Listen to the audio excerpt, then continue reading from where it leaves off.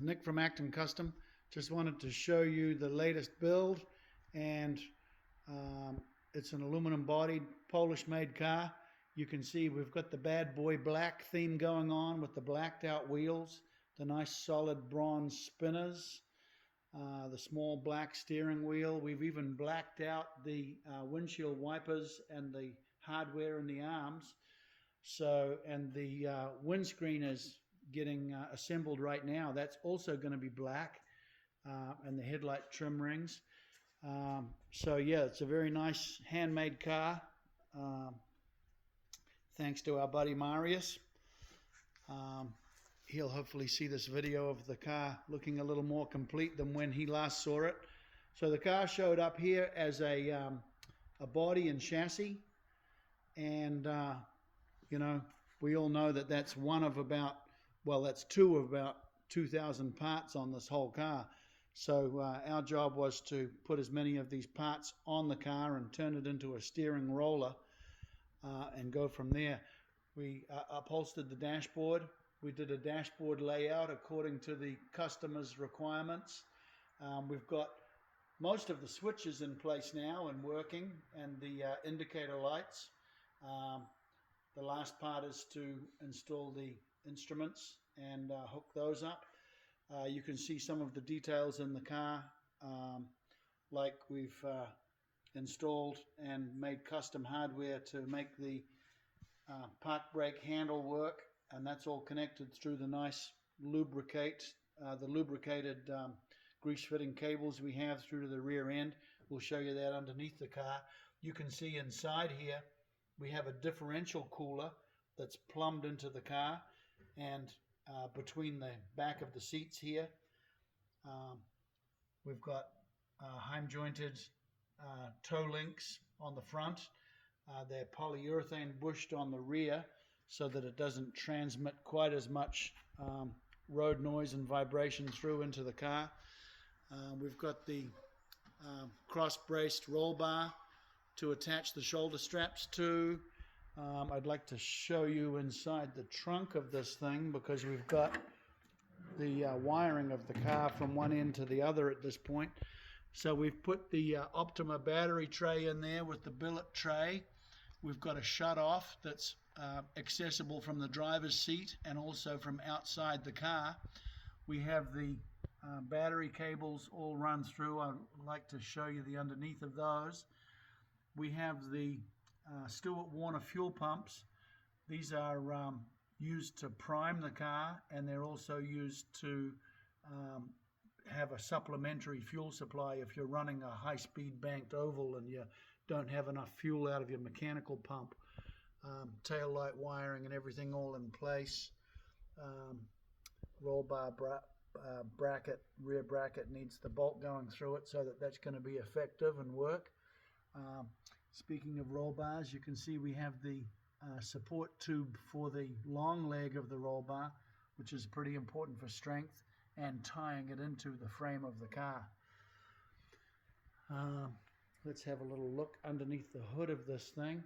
This has got a FE Specialties Tom Lucas hold on and take notice motor in the car. How many horsepower? 629 horsepower in a 90-inch wheelbase, 2,100 pound car. Absolutely ridiculous, right? Yeah, have a quick look underneath the hood here. We can see the steering's all connected through from one end to the other. We use Borgeson steering joints, steering universal joints on it. They're the industry standard as far as I'm concerned. We've got Girling master cylinder reservoirs. We've got heavy duty plumbing through to the master cylinders.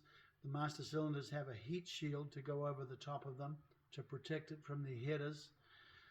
You can see we've set this one up with fresh air to the driver's foot box, and then you can see over there we have a Lucas 14W 2-speed wiper motor that I was pretty pleased to get that working low speed, high speed, and park. And of course, details are everything to me. It's parking to the correct side of the car so that it doesn't look like a replica. A little more details of the wiring. We've got the voltage regulator, we've got the starter solenoid. The corners are wired right out to the car for the lights, the ignition, the puller fan, which we've got on the back of the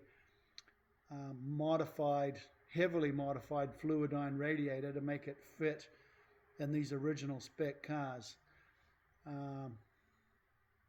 Stainless steel plumbing everywhere for the brakes. We'll take a look at the brakes underneath. It's got the Girling brakes on this car, competition brakes, the CR and the ORAs. The car has been all built to FIA HTP specifications, with all the period vintage correct stuff, including an iron cased Salisbury differential, and all that good stuff. Let me put the car up in the air where we could take a quick look while we're up here at things like the inside the nose. We're set up with the engine oil cooler ready for plumbing. We've got the two-piece hinges so you can remove the hood from the car without pulling all of the sheet metal and everything off the front end of it. We have the scoop in there to direct the cool air to the driver's airbox. We'll take a look at the car from underneath in just a second here. So here we are underneath the front of this bad boy. You can see that this has got the Heim jointed fully adjustable suspension. It's got the upper and lower adjustable suspension, all rod ends everywhere. We have got the forged front uprights and the forged steering arms, which is the only way to go if you want to keep your front end together on a racetrack. You can see we have the CR, the big aluminum competition brake calipers on there, same as they used on the Comp Cobras and on the GT40s, of course. We've got a 3/4 inch sway bar all set up on the front of it. We've got centering collars, polyurethane bushings, polyurethane bushed end links. You can see the engine oil cooler from underneath here. You can see the radiator from underneath here. And when you look at how close this bottom elbow is to this steering rack bracket, you can see why we go to some time and trouble getting these to fit in this little car. It's got to be done like the original or it just doesn't fit. We can see the puller fan from the underside of it here with our puller fan brackets that mount it nicely in place off the original mounting pins. We've got the motor mounts drilled and slotted to take the big FE. We had the plastic motor in the car yesterday just for mock-up and make sure it all works. And while we were in there, we did a moon on the engine plate and we did a moon on the bell housing. And at the same time, we cut flat so you don't have that underhang of the car trying to hook on something. So we cut the bell housing and the motor plate across the bottom also. You can see we've put the original type heat insulation material on the foot boxes on both sides. We've gone to a lot of time and trouble to really seal up this firewall. It's been caulked on the inside. It's been caulked on every seam we could find. Anytime we have wiring going through the firewall, we've got it going through nice fitting grommets. We've even put a couple of little blanking holes there for the streetcar firewall heater holes, since they're not going to be used in this car. You can see the fuse boxes and the wiring and stuff from down here. We've got the Kirkham style removable. You can see the bolts on the flanges at either end. There's the removable style pedal box for this car, and not only is the pedal box removable, it has the removable bottom plate on it. People that have worked on original cars know why they do these things. They're very difficult to access and set up all the complicated balance bars and mechanisms. The brakes are all filled with fluid, and we bled them out yesterday. We power bled them, and they bled really nicely first time. You can see we have the traditional top loader transmission mount here. It has there's a Roltec. What's the transmission? G-force. It's a G-force transmission that's going in this thing. It's a G-force, it's a 4-speed, so it's all FIA HTP eligible with the correct running gear in the car. You can see the underside of the park brake mechanism here, where it's got the we did a stainless bell crank off that, or a lever off it. These are the nice cables I was talking about, which I wish they would use on the modern cars, because they've got grease fittings on them, so they're made to last forever. You can see this iron-cased Salisbury differential. That's all been built by Simply Performance. Our buddy Ben over there does a beautiful job putting these things together to the ratio and the ramps and the percentages between the wheels. You can also see, looking at this differential, this has got a tight squeeze in there. This has got the cast aluminum rear cover, which is thicker than a tin one, which makes less room in here for all of our fittings and stuff like that. But having said all that, we still managed to wriggle in and an out on the lines, and we have plumbed in and made a bracket for the 1/4 inch NPT in and out to run it through the differential cooler. Okay, so we're cooling the differential oil, which is pretty important with these cars when it's up inside this little cage of the car and it doesn't get much airflow. What else have we seeing back here? So the park brake cables go all the way through to the park brakes on the ORA, or the aluminum competition rear calipers with these things, the Girlings. We may take a look at the quick release like they did in the race cars on these things, because I've had GT40 ones to duplicate. We have got front and rear. We like the QA1 fully adjustable coilovers. I think they've got 14 adjustment positions on them. We've never seized them and assembled them all up on the car. We rate the springs according to the size of the gas tank and how heavy the car is. Yeah, fully adjustable suspension everywhere. This is a good look at the toe link on the underneath.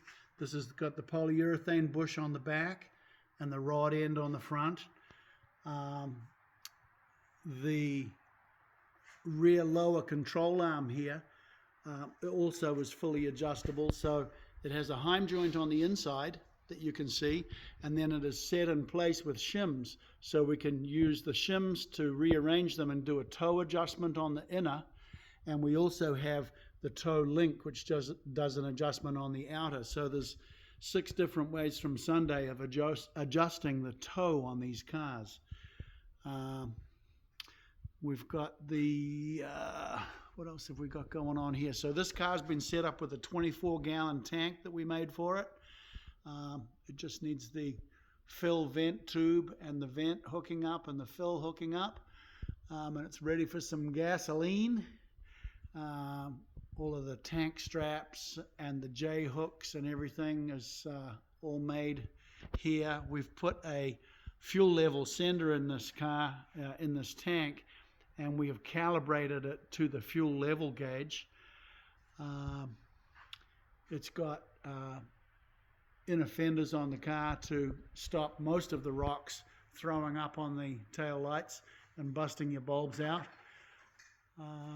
We're all set up with the quick jacks front and rear. What else needs to go on this car? What else do I need to talk about? That's about it. There's a 5-minute tour of the build. You can see things like the exhaust or the side pipe hanger brackets are on this one, which is different to the street one. I'll also show you we've got the drive shaft safety loop. We've just fabricated up a batch of those, so that's in place on the car, ready for its drive shaft. And the other thing you'll notice is it doesn't have side pipe holes in it yet. So when we put the drivetrain in this car, we'll put the headers on it. We'll transfer the headers out to the inside of the bodywork to get the position of the hole, and we will put that in the right location, in the right size, and then we will flange the edges of it.